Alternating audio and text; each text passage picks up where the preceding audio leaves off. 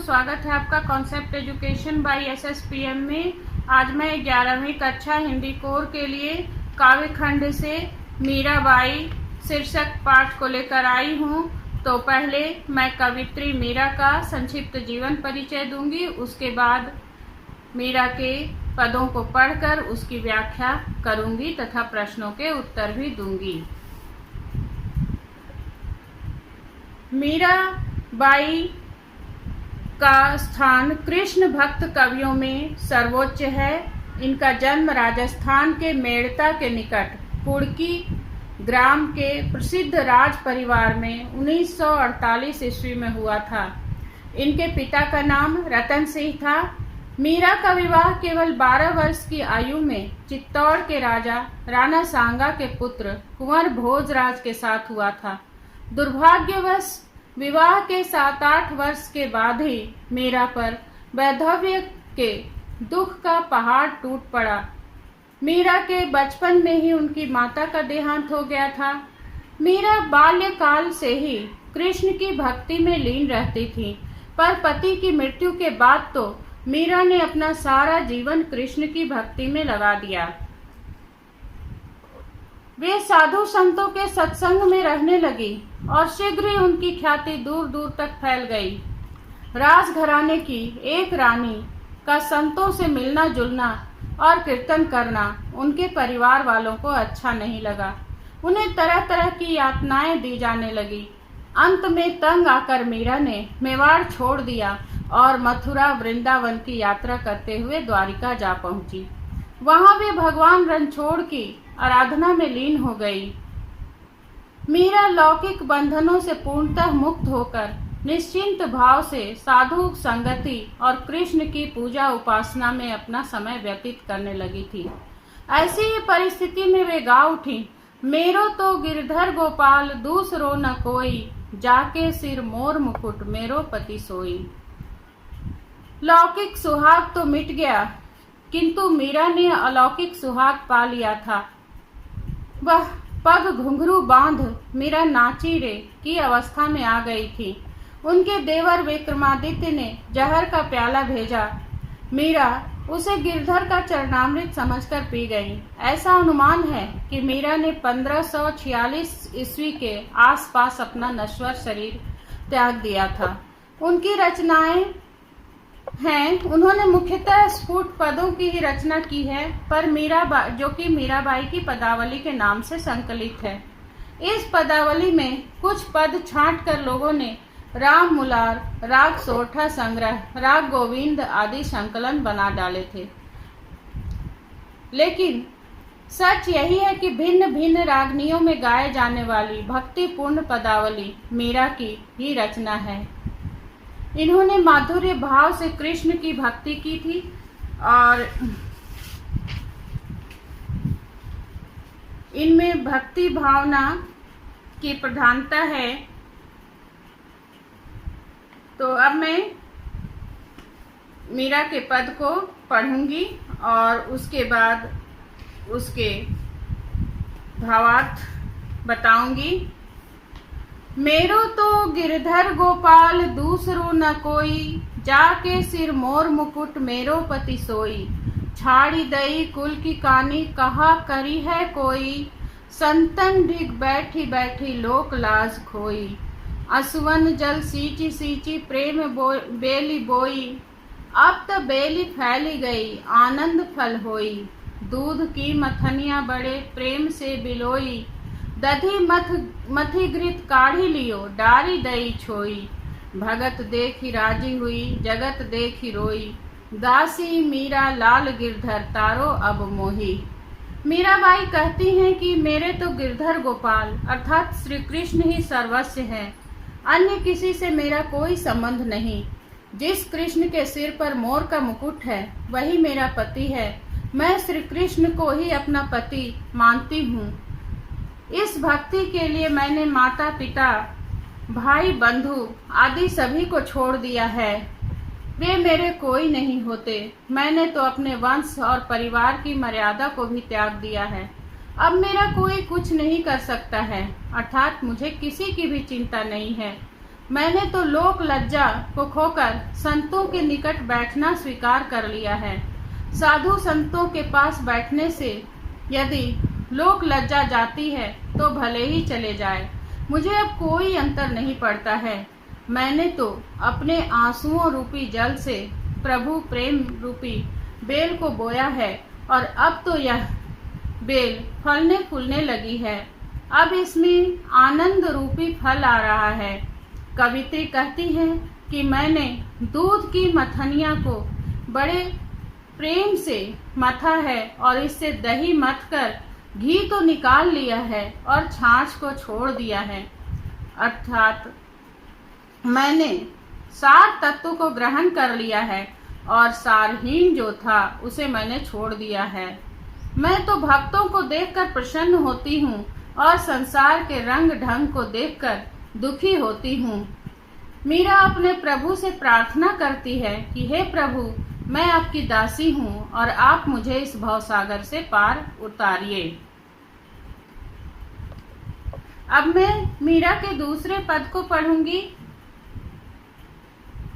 तो दूसरा पद है, पग घुंघरू बांधी मीरा नाची रे, मैं तो मेरे नारायण सु आप ही हो गई साची। लोग कहे मेरा भई बावरी, न्यात कहे कुल नासी, विष का प्याला राना भेजा, पीवत मीरा हासी, मीरा के प्रभु गिरधर नागर, सहज मिले अविनाशी। मीरा कहती है, मीरा अपने पैरों में घुंघरू बांधकर अपने प्यारे कृष्ण के सामने नाचती है। वह तो अपने कृष्ण के लिए ही है, इसे बिना किसी प्रयास के ही सच्ची हो गई है, अर्थात उसमें पवित्रता का समावेश हो गया है। यह देखकर लोग कहते हैं कि मीरा तो पागल हो गई है और कुटुंब के लोग कहते हैं कि मीरा ने कुल का नाश कर दिया है। पर मुझे अब इन बातों की कोई परवाह नहीं है। उसे तो अपने कृष्ण प्रेम पर अटल विश्वास है। मीरा बताती है कि मुझे मारने के लिए मेरे देवर राणा जी ने विष का प्याला भिजवाया था। मीरा ने हंसकर उसे पिया, अर्थात प्याले के विष को पीते हुए भी वो हंस पड़ी। मेरे कृष्ण के प्रति प्रेम ने उसे विष के स्थान पर अमृत बना दिया। उसे पीकर मैं अमर हो गई।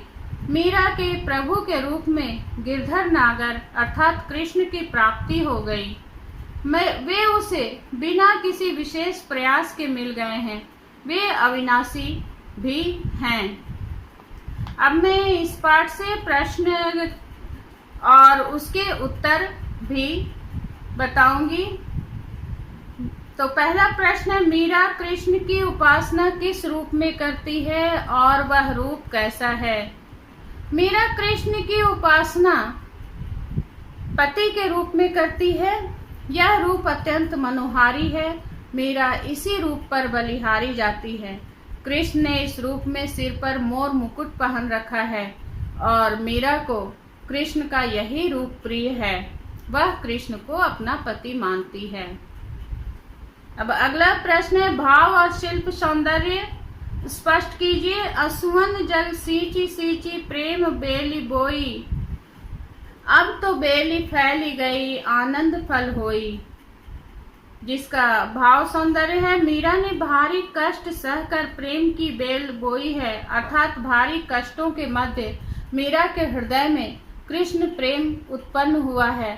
अब तो इस बेल के फलने फूलने का समय आ गया है, अर्थात अब उसे कृष्ण प्रेम के परिणाम स्वरूप आनंद रूपी फल की प्राप्ति होने वाली है।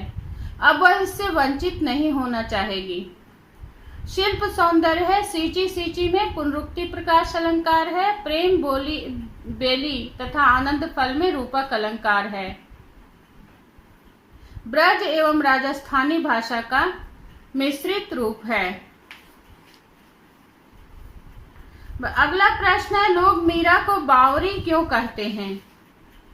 तो लोग मीरा को बावरी इसलिए कहते हैं क्योंकि कृष्ण प्रेम में पागल होकर उनकी मूर्ति के सम्मुख वो नाचती रहती है। वह कृष्ण को अपना पति मानती है। मीरा संतों की संगति में रहती है। इन बातों के कारण लोग मीरा को बावरी कहते हैं। अगला प्रश्न है, विष का प्याला राणा भेजिया पीवत मीरा हासी में क्या व्यंग छिपा है? जिसका उत्तर है, मीरा के देवर ने उन्हें मारने के लिए विष का प्याला भेजा था। उसे पीकर मीरा मर जाए और उनका कुल अपमान से बच जाए, यह सोचकर मीरा उस विष के प्याले को पीते हुए हंस रही थी, अर्थात वह कटाक्ष कर रही थी कि तुम मेरा कुछ भी नहीं बिगाड़ सकते। मीरा किसी की भी परवाह नहीं करती, उसे अपने प्रिय पर पूरा भरोसा है। अगला प्रश्न है, मीरा जगत को देखकर रोती क्यों है? मीरा जगत को देखकर इसलिए रोती है क्योंकि संसार के रंग ढंग उसे ठीक नहीं लगते हैं। जगत के झूठे धंधे में फंसे हुए लोगों को देखकर उसे रोना आता है। अगला प्रश्न, लोक लाज खोने का क्या अभिप्राय है? लोक लाज खोने का अभिप्राय यह है कि समाज की अपनी एक मर्यादा होती है। जब हम इसके विपरीत कार्य करते हैं तो लोक लाज खोने की बात कही जाती है। मीरा ने भी कुल एवं समाज की इस झूठी मर्यादा की परवाह नहीं की थी, वह निडर थी। अगला प्रश्न है, मीरा ने सहज मिले अविनाशी क्यों कहा है? मीरा ने सहज मिले अविनाशी इसलिए कहा है क्योंकि प्रभु अविनाशी हैं, अर्थात वह कभी नष्ट नहीं होने वाले हैं। उसे सहज भक्ति से प्राप्त किया जा सकता है। उसे पाने के लिए किसी विशेष प्रयास की आवश्यकता नहीं है। अगला प्रश्न है, लोग कहे मीरा भई बावरी न्यात कहे कुलनासी। मीरा के बारे में लोग, समाज और न्यात कुटुंब की अलग अलग धारणाएं क्यों हैं? लोग समाज उसे बावरी बताते हैं क्योंकि वह कृष्ण के प्रेम में पागल प्रतीत होती है। न्यात अर्थात जन कुटुंब उसे कुल का नाश करने वाली मानते हैं। उनके विचार में मीरा ने कुल की मर्यादा को नष्ट कर दिया है। मीरा की वजह से कुल खानदान को नीचा देखना पड़ता है। अगला प्रश्न है, मीरा को आनंद फल की प्राप्ति के लिए क्या क्या करना पड़ा? मीरा को आनंद फल की प्राप्ति के लिए कुल की मर्यादा त्यागनी पड़ी, माता पिता भाई बंधुओं को छोड़ना पड़ा।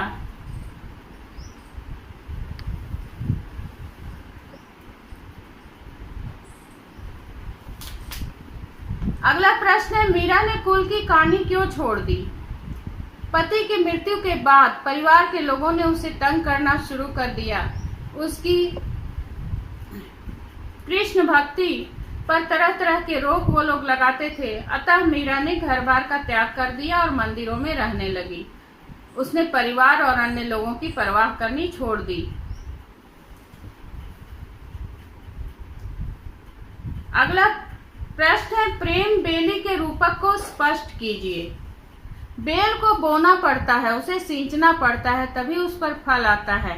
फल मधुर और आनंद देने वाला होता है। इसी प्रकार प्रेम में अनेक कष्ट सहन करने पड़ते हैं, तब जाकर कहीं साधना पूरी होती है, प्रिय के दर्शन होते हैं। इसके फलस्वरूप सच्चा आनंद प्राप्त होता है। इस प्रकार प्रेम बेली का रूपक स्पष्ट है। धन्यवाद छात्रों मेरा वीडियो देखने के लिए। अगर आपको पसंद आता है तो आप इसे अपने दोस्तों के बीच अधिक से अधिक शेयर करें और अगर नए हैं तो सब्सक्राइब करें। धन्यवाद।